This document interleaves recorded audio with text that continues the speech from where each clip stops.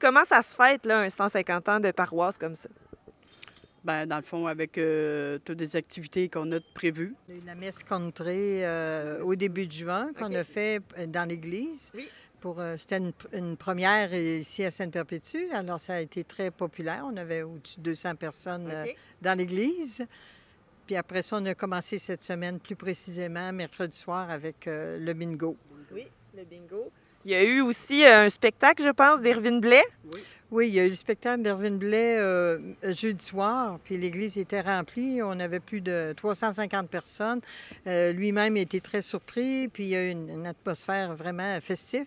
Puis ça a plu à tout le monde. En tout cas, il a donné un gros 3 heures de spectacle. Alors, les gens... Oui, il a commencé à 7h30, puis il a resté avec les gens. Alors, vraiment, les gens étaient très, très heureux, puis il y avait une belle ambiance. Ça célébrait. Oui. Puis hier aussi, je pense qu'on a procédé au lancement d'un fascicule. Pouvez-vous m'en parler un petit peu?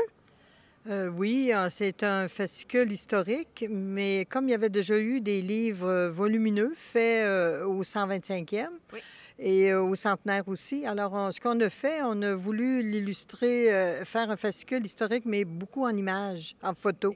Alors, on a recueilli des photos avec l'aide de Facebook, qui est un média qui facilite la recherche. Alors, les gens ont fourni beaucoup de photos et on a fait aussi des approches personnelles. Finalement, on a repris les grands thèmes de l'histoire qui avaient déjà été traités dans les livres précédents, mais on a raccourci les textes, on est allé en bref, mais on a agrémenté de beaucoup de photos.